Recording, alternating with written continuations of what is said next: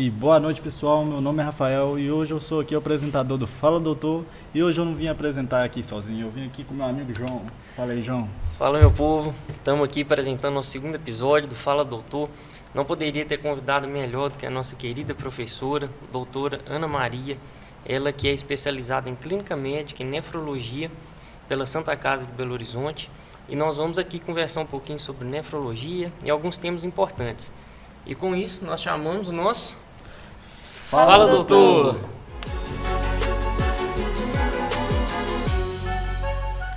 Bom, Ana, a gente poderia ficar aqui a noite toda para falar do seu currículo, que nós tem bastante coisa para falar, mas a minha pergunta aqui é de um jeito mais diferente. Eu queria que você falasse com as suas palavras quem que é Ana Maria. Fala um pouco sobre sua profissão, seu lazer, sua família, o que você gosta. Quem é Ana Maria, né? Ana Maria hoje é a esposa do Políbio, a mãe do João Pedro, seu xará. Isso. Eu me formei na Faculdade de Medicina de Teresópolis, lá no Rio de Janeiro, né? Fui para lá em 2002, terminei minha formação em 2007, prestei prova para residência e passei em clínica médica. Fiz 2 anos de clínica lá na residência, na Santa Casa de Belo Horizonte. E depois fiz mais 2 anos de nefrologia. Tive a oportunidade de conseguir, né, uma oferta de emprego aqui em Governador Valadares, né, no Instituto de Nefrologia Vale do Rio Doce, onde eu faço parte, né, do corpo clínico e estou lá auxiliando até hoje. Além disso, eu tenho também, né, eu atuo também, né, como professora da Univale, com muito orgulho, e também com muito orgulho da UFJF. Atuo também no meu consultório, onde é que eu consigo atualmente oferecer o que a nefrologia tem de mais atual, baseado em medicina consciência. Sim, e até por falar nisso, Ana, continuando essa apresentação, fala um pouco para a gente o que é a nefrologia, o que um nefrologista faz. Conta um pouquinho para a gente, por favor. Perfeito. Ô, João, o nefrologista, né? A nefrologia, na verdade, é uma ciência que estuda as doenças renais, né, e do trato urinário. Então, a gente divide ali com a urologia essa parte do trato urinário, sendo que o nefrologista ele é o clínico dessa parte e o urologista é o cirurgião, né? Existem várias doenças que o nefrologista estuda, né? Principalmente as que acometem os rins.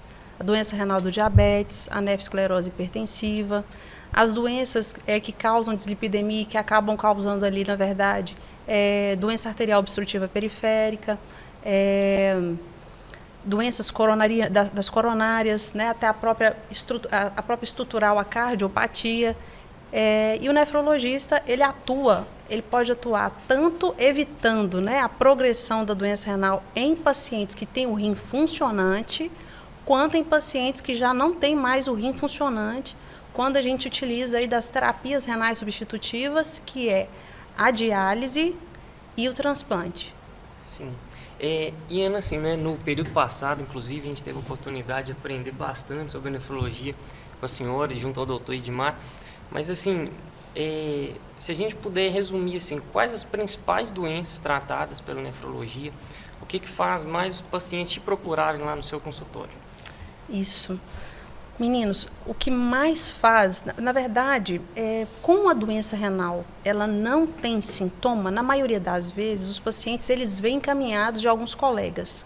Quais colegas são esses? Os cardiologistas, os endocrinologistas, os urologistas. Então, a doença é silenciosa, eles solicitam os exames de laboratório e evidenciam uma alteração na creatinina ou então no exame de urina.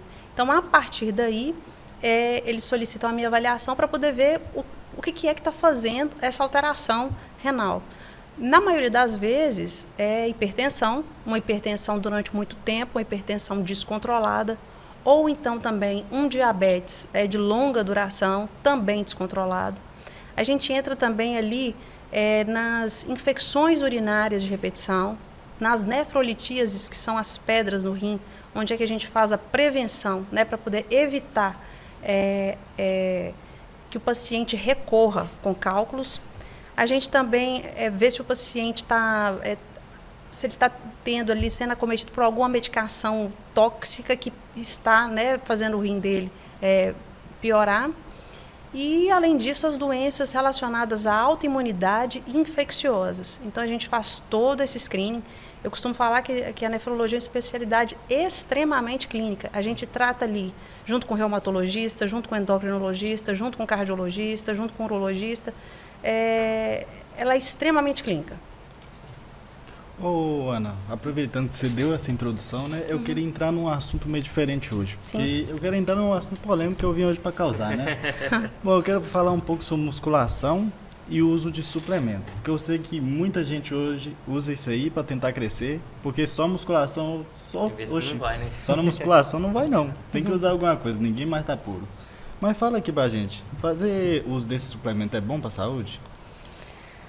Queridos, eu queria deixar inclusive aqui bem claro, né, que toda suplementação ela deve ser prescrita. Então não façam isso de qualquer forma, tá? Para inclusive evitar o uso indiscriminado dessas suplementações, tá? Hoje a gente vai ter a oportunidade de falar sobre esses suplementos, né? Eu acho que vale a pena a gente falar sobre alguns que estão ali sendo usados ali rotineiramente pelos frequentadores de academia, e eu acredito que a gente vai conseguir discorrer sobre alguns deles e apontar quais são os riscos e os benefícios de cada um deles. Uhum. Mas dentro desses suplementos, sabemos hoje que muitas pessoas usam porque o que manda hoje praticamente é estética. E dentro desses suplementos tem a famosa creatina. Creatina, inclusive, eu tinha medo de tomar, ainda tenho. Mas que por mito ou verdade, muitas pessoas dizem que faz mal para a saúde. Inclusive meu irmão tem medo de tomar também, porque ele é doente renal e tal. Mas fala pra gente, realmente a creatina faz mal? O que é creatina, né? A creatina é uma substância que é produzida pelo nosso organismo e ela é utilizada como fonte de energia para poder melhorar a performance muscular. Hoje, inclusive, ela tem sido amplamente suplementada para melhorar essa performance muscular, né? A grande questão, Rafael, é que é o seguinte: a creatinina é o nosso principal medidor de função renal. E o que é creatinina? Creatinina é o produto da creatina, tá? Então, por exemplo, se o paciente está fazendo uso da creatina, ele está ganhando massa muscular, ele está tendo uma performance ok, pode ser que essa creatinina, que é o nosso marcador, ela esteja aumentada no sangue, sem que necessariamente esse paciente tenha lesão renal. Então, falar que creatina prejudica o funcionamento do rim, hoje nós não temos nenhum estudo que comprove essa associação, tá? Então, como é que a gente faz? Já que pode ser que quando o paciente faz uso dessa creatina, cresce o músculo e pode ser que essa creatinina suba. Como é que a gente vai medir, então, o funcionamento do rim? Aí a gente lança a mão de um exame que chama cistatina C para poder avaliar se realmente esse paciente tem uma disfunção renal ou não. Então, um paciente musculoso, né? Como é que eu vou conseguir avaliar se essa creatinina subiu às custas de uma lesão renal ou se foi por conta do uso da creatina? Aí eu peço a cistatina C, que nos ajuda a medir nesses casos. Então não faz mal para a saúde, mas pode levar a uma alteração laboratorial que leva a gente a pensar que faz mal. Que pode pensar, que nos faz pensar assim, eu preciso investigar esse rim. Então pode ser que essa creatina aumente a creatinina e a pessoa acha assim, eu estou com uma lesão renal, mas na verdade nós não temos nenhum estudo que comprove essa associação. Então creatina hoje ela não lesa o rim. Nós não temos nenhum estudo comprovando essa associação, não, tá?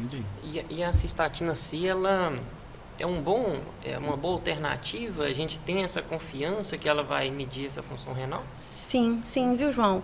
Inclusive, a gente costuma usar essa cistatina C tanto em pacientes sarcopênicos, quando eu não consigo confiar tanto assim na creatinina, porque às vezes ela varia muito com a massa muscular.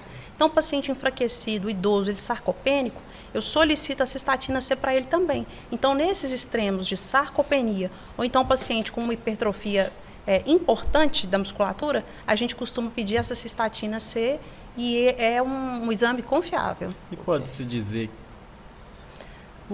Mas o que é sarcopênico? Perfeito. O que é sarcopenia? Sarcopenia é como se fosse uma hipotrofia muscular. É um músculo fraco. Um paciente idoso, frágil, com pouca musculatura. Então, como a creatinina, às vezes, ela está muito relacionada a essa questão da musculatura em pacientes muito pouco, né? Ou então fragilizados, com pouco músculo, ou então nesses pacientes com a musculatura muito pronunciada, a gente costuma pedir essa cistatina C como marcador. Pode-se dizer que esse marcador, então, em breve pode virar rotina de pedido de exame para os pacientes? Nesse público que está aí nos extremos, sim. Okay. O que eu quero, inclusive, falar com vocês e oriento, né, vocês que certamente, né, no futuro aí vão ser nossos colegas médicos, é que solicitem a creatinina. A creatinina é o nosso grande medidor de função renal. E como a doença renal, na maioria das vezes, ela não dá sintoma, é importantíssimo que você solicite essa creatinina. É como se fosse, vou pedir o colesterol, vou pedir a glicemia, vou pedir a hemoglobina glicada, vou pedir o TSH. Peçam a creatinina, por favor. Junto com a creatinina, o exame de urina e a relação albumina-creatinina, que eu consigo fazer um screening se esse paciente realmente tem alteração da função renal ou não. Por que eu estou solicitando isso para vocês? Porque a nefrologia hoje, ela cresceu e muito. E hoje a gente está cheio, né? O tratamento para a doença renal está cada vez mais robusto. Então, identificando precocemente a doença renal, eu consigo frear o processo de progressão dessa doença renal. E isso é extremamente importante, porque quando eu freio, eu impeço que a doença progrida, e se a doença não progredir, menos pessoas vão precisar de terapia renal substitutiva, que é o transplante e a diálise. Ok. Ana, e nesse sentido, que eu acho que é quase um combo, né? Uma creatina, whey protein. Inclusive, nosso amigo Lucas Todinho deve estar nos assistindo. Uhum. O combo dele é pesado. Ali faz uso, viu? E assim, deixa ele. E assim, Ana, então, sobre o whey protein, a gente sabe que é um suplemento proteico mesmo. Com certeza tem suas indicações, mas assim, até qual quantidade? Vai variar de pessoa para pessoa? Qual que é as indicações? Até onde pode fazer mal ou tem uns benefícios importantes? Sim. É o seguinte, a gente, na nossa dieta, a gente tem que ingerir, né, proteína, carboidrato e gordura. Isso tem que ser tudo medido, tá? A gente sabe que a proteína, ela está relacionada aí a a proteína ela nos ajuda ali nessa questão da musculatura, da hipertrofia da musculatura. Então, ela é extremamente importante. Eu posso conseguir essa proteína de diversas maneiras, né? Através da ingesta de carne, seja ela de boi, seja ela de frango, seja ela peixe, leite e ovos. Só que a grande questão, às vezes, do uso do whey, na verdade, o que é whey? Né? O whey é a proteína em pó. Às vezes, o que acontece? Qual a quantidade, né, necessária ali de proteína para eu ter, às vezes, uma hipertrofia? A gente costuma ali calcular de 1,4 a 1,7 para paciente, para pessoas que estejam ali fazendo uma atividade física ali moderada, de 1,4 a 1,7. Às vezes, essa pessoa ela não consegue bater a meta de proteína dela usando carne ou então usando o ovo. Então, elas vão lançar a mão desse suplemento que é o whey, que é essa proteína em pó. Então, isso tudo tem que ser calculado. Por quê? Porque o excesso de proteína, ele pode fazer com que o rim entre num processo de hiperfiltração. E o que quer dizer essa hiperfiltração? Quer dizer que eu vou cansar esse rim. Ele não vai filtrar, ele vai hiperfiltrar. Eu vou cansar esse rim, eu vou aumentar o trabalho dele. Então, o uso do whey, ele tem o seu lugar, né? Principalmente quando você faz um acompanhamento, isso aí é prescrito para você. Mas o excesso de proteína a gente tem que ter cuidado, porque ela pode fazer uma vasodilatação na artéria renal, aumentando assim o tamanho, aumentando assim o trabalho do rim. Ok? Então, justamente precisa desse acompanhamento. Eu ia até ser uma pergunta que eu ia te fazer a respeito do suplemento de carne, ovos. Então, se eu estou usando whey, eu vou ter que dosar isso um pouco para que eu não gere essa hiperfiltração. Exatamente. Certo? Não quer dizer que o whey seja proibido de maneira nenhuma. Quer dizer que eu preciso de calcular quanto realmente eu preciso de proteína, né? O excesso disso aí pode ser que cause uma vasodilatação, aumentando o trabalho do rim. Então, sempre falando aqui, meninos, dos excessos, né? Inclusive, Ana, nosso amigo Todinho, ano passado, fazia 2 gramas de proteína por quilo. Ele não podia ver um frango na rua que ele já pegava. Nossa, era uma coisa impressionante, desse viu? jeito, cara. Deixa ele, deixa ele. Mas, Ana, hoje em dia tem tudo isso que ajuda a gente a crescer de forma mais saudável, né? Sim. Quando usar de forma adequada, né? Mas hoje as pessoas não têm essa paciência de usar esses produtos, né? Tipo assim, porque demora tempo. Além do uso desses produtos, precisa de musculação e tal. Aí eles fazem uso da famosa bomba, né? Anabolizante, testosterona, trembolona. Isso faz mal para a saúde, principalmente para os rins? Definitivamente. Então, enquanto a gente foi, né, a gente falou sobre o uso da creatina, falamos sobre o uso do whey, agora é a hora do alerta máximo, né, em relação à testosterona, né, dos anabolizantes androgênicos, né, dos esteroides. Então, quais são os riscos? Eu vou falar não só dos riscos renais, mas também dos outros riscos do anabolizante, tá? Alterações.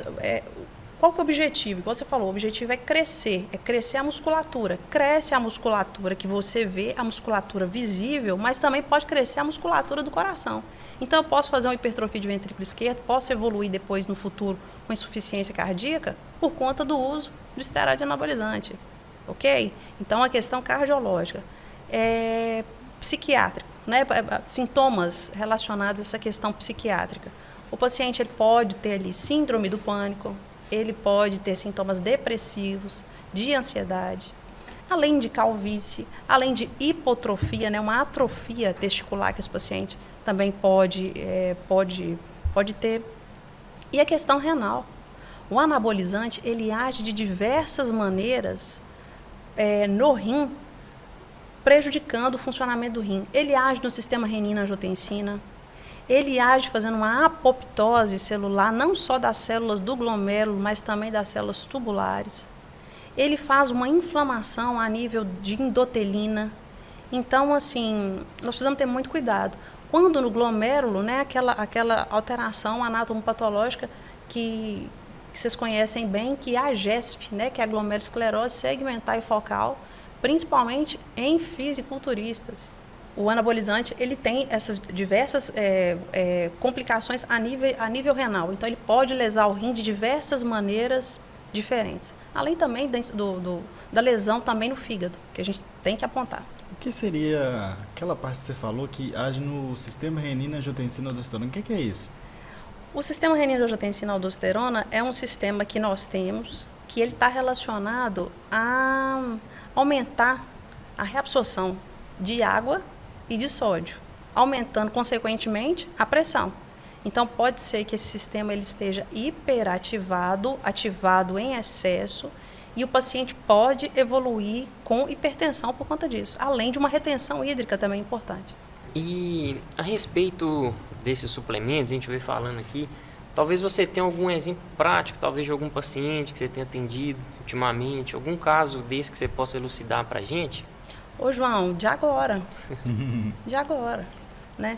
Eu tenho um paciente previamente saudável, jovem, de 42 anos, que nós estamos tentando manusear essa função renal dele. O que aconteceu? Ele fez 2 ciclos de esteroide anabolizante androgênico e esse paciente evoluiu com síndrome do pânico, olha só, com síndrome do pânico, com ansiedade que sai alguns sintomas depressivos. Tanto é que quando ele começou, depois desse ciclo, o primeiro especialista que ele procurou foi o psiquiatra. Ele falou, peraí que eu vou procurar um psiquiatra, tem alguma coisa de errado comigo, eu vou procurar. Então, primeiro ele foi no psiquiatra, tá? E depois ele teve um edema importante, ele inchou o corpo dele todinho. E aí teve uma alteração importante do funcionamento do rim com essa elevação da creatinina. Então, nós estamos hoje tentando melhorar o funcionamento do rim, manuseando ele, fazendo a vigilância para poder ver a quantas vai ficar essa questão renal. Uhum. Será que o rim dele vai voltar ao normal? Nós não sabemos. Então, o que eu solicito, né, Não inventem doenças. Nós já temos doença demais para poder tratar. Certeza. Né? Nós, nefrologistas, os colegas cardiologistas, os colegas endocrinologistas, não inventem doenças. A gente não tem fórmula mágica para nada. Né? O que a gente está vendo é o boom do esteroide anabolizante. Onde é que nós vamos parar desse jeito? Será que a gente tem resposta para tudo? Então, fica esse alerta aí para as pessoas que se aventuram nessa seara que a gente não sabe onde é que eles vão chegar e onde é que a gente também, como profissional de saúde, chega nessa com eles, né? Porque a gente chega junto. Inclusive, você falou aí, né, que não inventar mais doença, né? Inclusive, o nefrologista tem dificuldade de achar remédio para passar para o paciente. Você sempre falava para a gente, né? Demais, queridão, demais. Só que o que está acontecendo hoje, graças a Deus? A nefrologia, ela está vivendo um momento excepcional. Ela está vivendo um momento diferente, tá? Auspicioso. O que acontece? Antigamente, a gente tinha poucas drogas para poder frear a progressão da doença renal. O que a gente tinha antes era os IECA e os BRA. Perindopril, captopril, enalapril, ou então os BRA. Losartan, candesartan, valsartan. Era o que a gente tinha para poder frear a doença renal. Só isso. Com a progressão e com a realização de outros estudos em pacientes com doença renal, outras drogas foram sendo adicionadas ao nosso arsenal terapêutico. Então, hoje a gente tem os ISGLT2, que são a dapagliflozina e a empagliflozina, que é o nosso segundo freio. O nosso terceiro freio, que são os antagonistas mineralocorticoides, que é a finerenona. E o quarto, e não menos importante, que são os agonistas GLP-1, que é a semaglutida, que tem a forma oral de usar e também tem a forma injetável. Então, hoje nós temos tratamento para poder diminuir a progressão da doença renal. Ratifico. Por isso que eu quero que vocês, né, futuros colegas médicos, solicitem a creatinina, porque hoje a gente consegue reduzir a progressão da doença renal e isso faz toda a diferença para as pessoas que a gente assiste. Sim. Como você falou, hoje em dia tem esses estudos, né, que graças a Deus conseguiu achar todos esses remédios aí, mas a gente sabe que antigamente não tinha todos esses remédios em mãos, né? Não. Como que você fazia para tratar antigamente, naquela época sua que você estava começando a residência? Né? Queridão. Era IECA e BRA? Era IECA, olha, tinha alguns estudos, inclusive, né, quando o paciente tinha uma perda de proteína muito pronunciada, era IECA e BRA, que hoje é proscrito, IECA mais BRA, tá? Muita furosemida para poder tentar controlar a congestão, a volemia, que era o que a gente tentava fazer também. E quando a doença estava relacionada à questão de autoimunidade, a gente usava o corticoide. E corticoide em dose alta, que vem também corticoide com doses altas, que era o que a gente tinha que usar, e com efeitos colaterais também extremamente graves. Então, se a doença era grave, a gente usava uma medicação para poder diminuir a progressão, só que era uma medicação também com efeitos colaterais daqueles. Que efeitos são esses? Por exemplo, os corticoides, né? A prednisona na dose alta, que é a dose imunossupressora que a gente costumava fazer. 1 miligrama por quilo por dia. A gente sabe que a prednisona, que ela pode causar alterações oftalmológicas, né? Catarata, glaucoma. A gente sabe também que ela pode causar alterações ósseas, como, por exemplo, a osteoporose. No sistema gastrointestinal, pode causar gastrite, né? Além das alterações dermatológicas, o paciente faz aquela giba de búfalo, aquelas estrias violáceas. Então, assim, e além também do corticoide sendo usado em dose alta, tinha também aquele efeito imunossupressor, que é deixar a defesa do paciente mais baixa. E nisso que eu deixo a defesa baixa, o paciente fica mais suscetível a infecções. Então, era extremamente complexo. Claro que hoje a gente continuamos usando, né, o corticoide em dose imunossupressora, sim, para alguns casos, sim. Só que antes disso a gente consegue usar habilidosamente essas medicações antes em alguns casos, é claro, antes de entrar aí nessa seara dos corticoides. Então, cada doença tem um tratamento diferente, mas quando a gente tinha que usar corticoide em dose imunossupressora, realmente era bem preocupante para a gente e desconfortável. Mas Era o tratamento que a gente tinha quando indicado o seu uso. Nossa, olha o tanto de coisa que a gente aprendeu hoje. Com E certeza. olha, tipo assim, a coisa que a gente não sabia, né? E que as pessoas de casa eu tenho certeza que também não sabem. Mas, ô Ana, para essas pessoas que estão assistindo a gente aqui agora nesse momento e que estão pensando em mudar de vida, estão pensando em fazer uso desses suplementos que a gente conversou agora há pouco, você tem algum conselho para essas pessoas que estão querendo alcançar o famoso shape? Para alcançar o shape, primeiro nós vamos tentar fazer o básico, né, queridão? O que nós temos que fazer para poder conseguir o shape, né? Para conseguir o shape, eu tenho que mudar minha vida, né? Como é que eu mudo isso? Eu tenho que aumentar a hidratação. Então, vamos falar de água. Quanto de água que eu devo tomar por dia, tá? Qual que é a quantidade preconizada? A orientação varia muito, né? Com a profissão desse paciente, se ele fica muito exposto ao sol, as atividades físicas que ele realiza, mas grosso modo costuma ser entre 30 ml por quilo por dia a 35 ml por quilo por dia, tá? Então, qual que é o objetivo? Eu quero deixar a minha urina bem clarinha. Então, o objetivo é esse, eu quero clarear essa urina. Então, vamos tomar bastante água.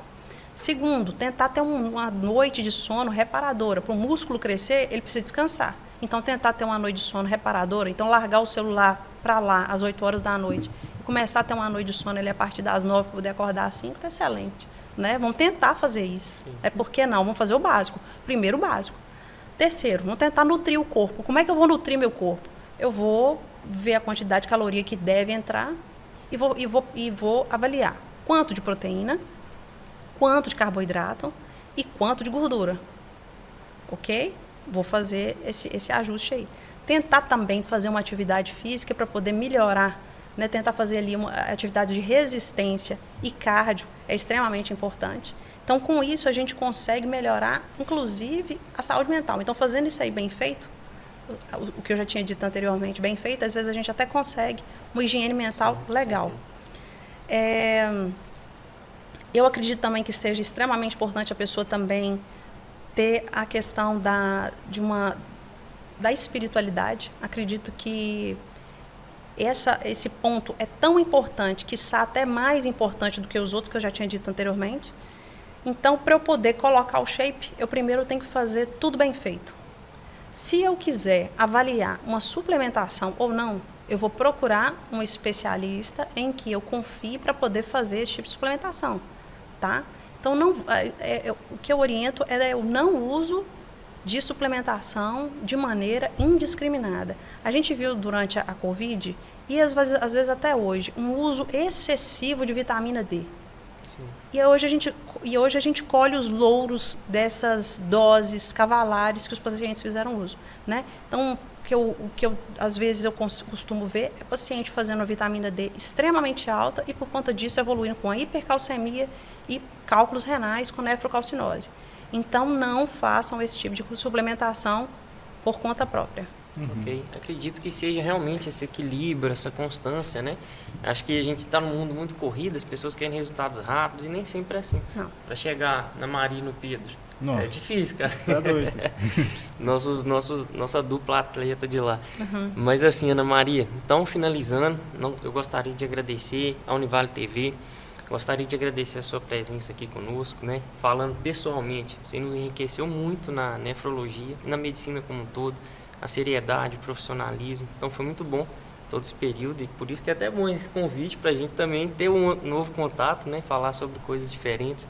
Então fica aqui nosso agradecimento, nos siga nas redes, a doutora Ana. Eu quero agradecer também vocês. Eu fiquei lisonjeada com o convite de vocês, fiquei surpresa e foi com alegria muito grande que eu recebi esse convite de vocês. E eu espero que isso alcance várias pessoas para poder a gente tentar, né, debelar esse processo de que eu devo fazer uso de suplementação de maneira indiscriminada, eu quero colocar o shape para ontem. Quis colocar o shape para ontem, devia ter começado 10 anos atrás. Então vamos com calma, vamos com paciência, porque é devagar que a gente vai chegando ali onde é que a gente quer chegar, com paciência. Sim, tá? Com certeza. Bom, então aqui, né, nossa querida professora Ana também está com informações importantíssimas no Instagram, nós vamos deixar as redes aqui. Com certeza. Sigam lá para a gente consumir informação de qualidade. E nosso TikTok, Felzinho? Cara, eu só queria pedir que quem tá vendo isso aqui agora vai lá no TikTok, que a gente tá chegando a 200 mil seguidores. A gente tá postando o vídeo lá, que não sai aqui no podcast, sai sobre a nossa vida lá, aqui na faculdade, a vida do estudante de medicina que dorme 4 horas por dia. A única coisa que não dá pra seguir nessa noite tão qualidade de sono, mas a gente vai tentar. Viu? Cafeína tem demais. Então segue lá que a gente tá chegando a 200 mil meu parceiro aqui de sempre também. Ó, com certeza. E até o nosso próximo programa. Fala, Fala, doutor! doutor.